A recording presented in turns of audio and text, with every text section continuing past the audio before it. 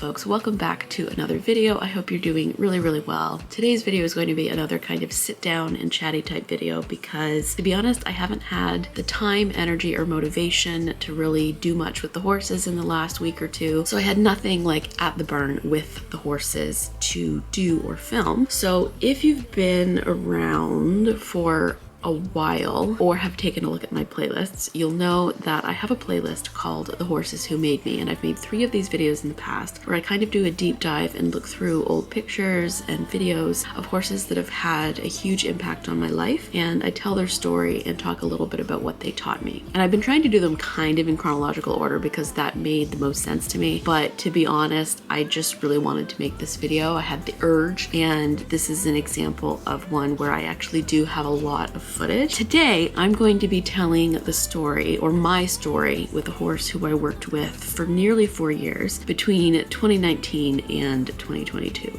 And the glare on my glasses is going to drive me insane, so they are coming off. And the horse that I'm going to be talking about today is the lovely Daula. So Daula is a 2016 KWPN Arabian cross mare. She's about 14.3 and she's bay with the cutest little white stripe on her face. She is and always has been one of those types of horses who is a bit sensitive and quite particular, but she gives her heart and her all to you when you meet her at her level. And as I said, I worked with her very consistently for nearly 4 years, and I was kind of like her main rider during that time. So for context, I started working with her in like June, July of 2019, and I stopped riding her July of 2020. She was the first horse that I ever started under saddle, including all the prep, and she was also the first horse that I ever taught to jump completely on my own. And when I was looking at buying a horse, I mean, the story of how I bought a horse is kind of wild, but when I was thinking about it, I could have bought her instead of Merlin, but my heart was just telling me that Merlin was the horse that was meant to be mine, and that's a decision I stand by to this day. He is my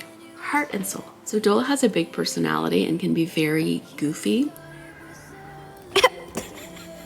And like Eve, she is sensitive to the emotions of her rider. Working with her was really the first time that I was forced to be aware of and intentional with my emotional control during a training session, and it truly has changed me for the better. So I'm gonna kind of go through my story with her year by year. So we'll start with 2019. So about 6 months after I started riding at my current farm, I started to get the urge to start working with one horse more deeply again, and there Daula was. Her owners, who were my coach and Merlin's breeder, gave me the opportunity to kind of play around with her. So I kind of just started the process of getting to know her. I would bring her in and bring her into the arena and lead her around and play around with groundwork and do some desensitization, things like that. And she had just turned 3 when I started working with her, so as a smaller and more sensitive type, I knew that I really wanted to take things slow. So we spent the late part of summer 2019 getting to know each other, and I did a lot of like groundwork and desensitization stuff. Good girl, Daula. It's all right. Good girl. It's all right. It's all right. Good. Oh, it's all right. It's okay. Good.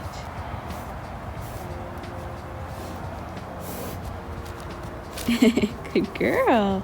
See, it's not gonna hurt ya.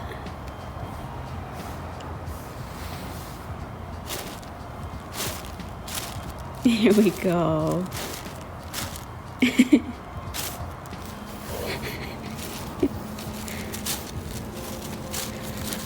As a youngster, she was quite a vigilant horse, so things kind of had to be broken down into small, easily digestible steps. And this was important for her to feel kind of confident and more in control of the situation. So I did things like I introduced her to tack, I put some dead weight on her.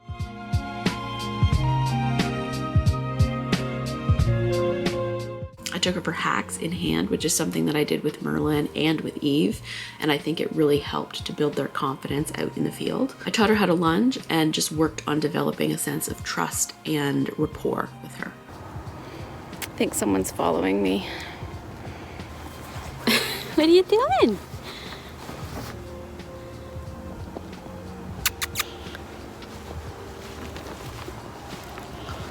But because she was so young, I only did about 2 sessions a week, and there were some periods where I got busy with school and I just didn't have time, so she'd have a break. So she wasn't in like consistent work. It was just kind of a slow and steady period of gradual groundwork with increasing asks over a period of many months. So then we got into 2020, and the first few months involved more groundwork.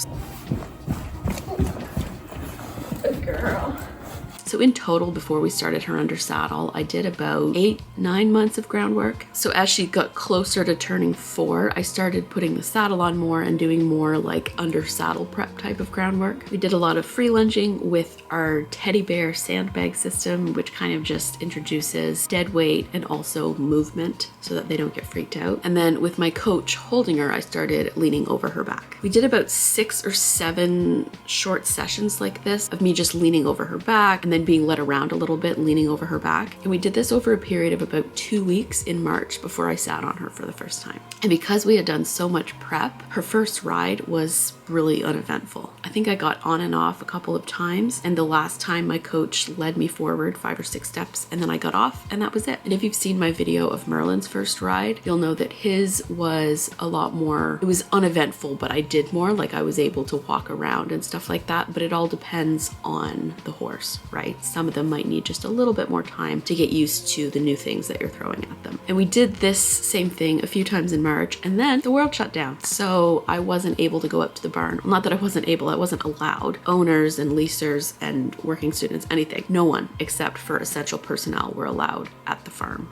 for like March, April, and May of 2020. So Daula got a couple 3 months of vacation. So when I started as a part-time working student at the farm in June of 2020, we kind of picked her back up and started doing stuff 3 to 4 times a week. Because she had been off for so long, I started doing more groundwork. So it was a few weeks before we even started like leaning over her back and stuff again. I think I got on her again end of June, and July was where things really started to pick up. So we did a lot of sessions of me on the lunge, getting her used to steering aids and the leg. And we got to a point where my coach was in the middle, we were on the lunge, but all of the steering and upward and downward transitions, everything that was being done was me asking her. So we got to the point where we were doing walk and trot on the lunge. And then in mid-July, we went off lunge. She was absolutely awesome that first time, and we even did some trot. And then slowly over the period of the next week or 2, I started asking a little bit more. And about 10 days after we went off lunge for the first time, she did her first canter under saddle.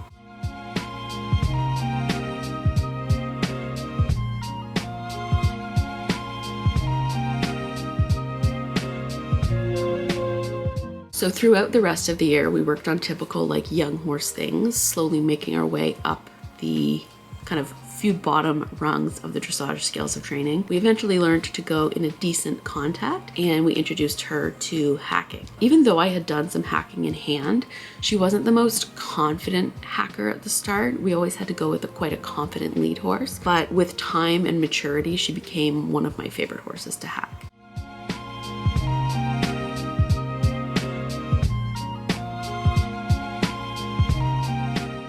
And later in the year, we actually got the chance to go off property and to have a lesson with an Olympic level coach, and it was absolutely awesome. And then we ended up having another lesson with that coach at our home farm in December, and that kind of brought us to the end of the year. And something else that I should mention is that Christmas 2020, I wasn't able to go home and spend Christmas with my family because of COVID restrictions, and this was my first time not spending Christmas with my family. And it was really hard, and having the horses to go to, this was Christmas Eve, and I went out and I made the best of it by having a fun ride, taking some fun pictures, and just having her and Merlin to distract me really made a difference. So in 2021, she turned 5 and we could start doing some exciting new things. So I introduced her to jumping, we got more confident in our hacking, and I even rode her in the snow a little bit. So we started to up her dressage game, teaching her simple lateral movements like leg yield, shoulder forward, shoulder in, and we also worked on strengthening her canter. And when I started to teach her to jump, I discovered very quickly that she was very keen to do it and she seemed to really like it. But at the same time, she required confidence from her rider. So if I was bold, she was bold, but if I was unsure, she was unsure. I mentioned earlier, but she's very like in tune with the emotions of her rider, which is something that I say about Eve a lot, and I think this is even more so the case with Daula. So to make jumping and stuff a little bit more interesting, I started to introduce other elements. So we jumped some fillers, which included some shavings bags. I put her through her first bounce, I put her through her first gymnastic and oxer in the same go, so I did like a 3-jump gymnastic with an oxer at the end, and she went through them without batting an eye. I must admit she had a little bit of a look when we jumped the shavings bags, but other than that, she never refused defense because when I was confident, she was confident.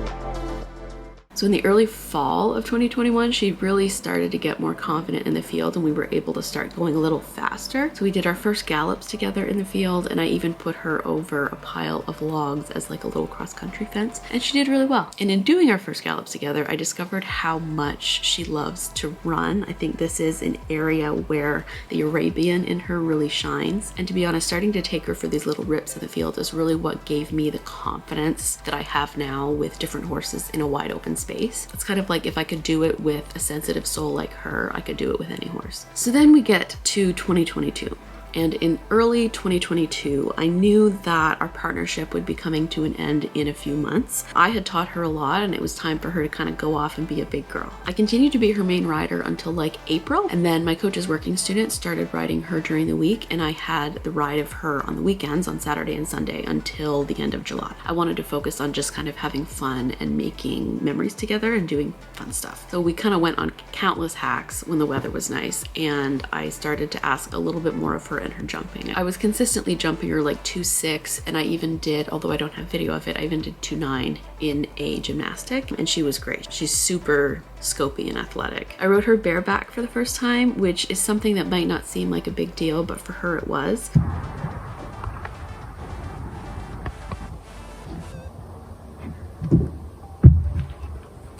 Good girl. Good girl. And in the warm-up parts of our rides, I started teaching her neck rope cues, and she picked up on it super quickly. I worked on it over the period of about a month and eventually rode her bridleless, and she was so good.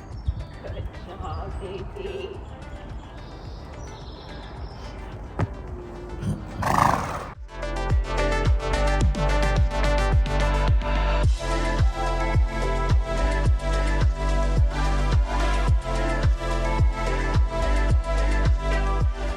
And soon after that, we went tackless. And given how sensitive she could be, I never thought that this was something that I would be able to do with her. But I think it just goes to show the deep level of trust that we had in one another at that point. She was the first horse that I ever taught to go tackless, and it remains something that I'm like really proud of. He's like, I don't care.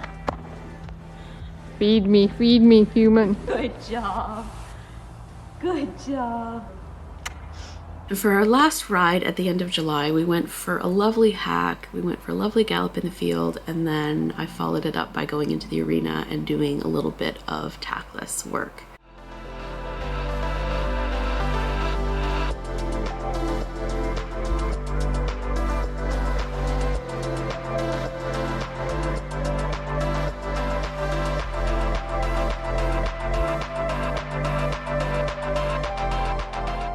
And then in August, she went off for a month of competing and training in the USA, and she's been training dressage ever since, and now I think she's up to doing some like second level movements. She's a pretty impressive little girly. And something else to briefly mention is that in addition to being a wonderful partner for me, she was also in Merlin's herd for the longest time, and they became quite close friends. She was very good at indulging him in his desire to play while also keeping some, firm boundaries. And yeah, she provided some really wonderful companionship for him in his first couple of years in that herd.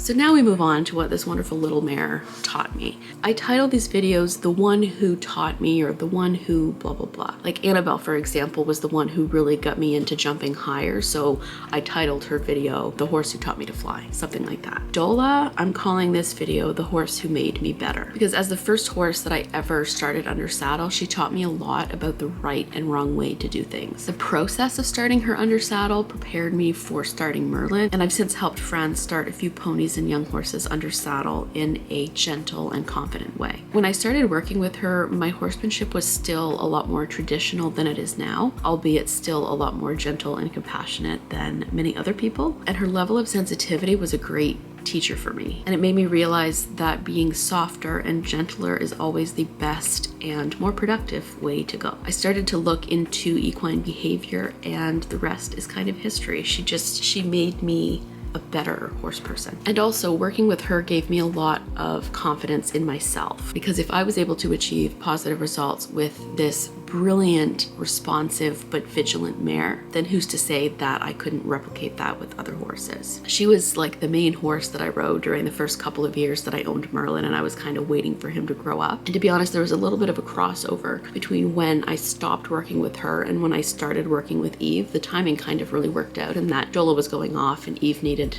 a rider. So I stopped riding Daula kind of end of July 2022, and I started riding Eve early July. But because I only had the ride on Daula on the weekends, I would kind of ride Eve during the week and then work with Daula on the weekends. It's been so nice to see her go off and do big things, and she's just such a special horse. And she's still at the farm, so I see her all the time. She'll be turning 8 this year, which is wild. This might sound weird, but I kind of purposefully keep a distance because to be honest, my heart just can't handle it. I'm not her like person anymore, and I was for so long, but I'm really glad and proud that I was able to give her a slow, positive, and happy start. She taught me a lot, and I'll be forever grateful that we had so much time growing and learning together. She is a very, very, very special mare. And yeah, that's it. That is Daula's story. If you enjoyed this video, don't forget to hit the thumbs up button, comment down below, and hit subscribe if you want to see more. My next video will hopefully involve the current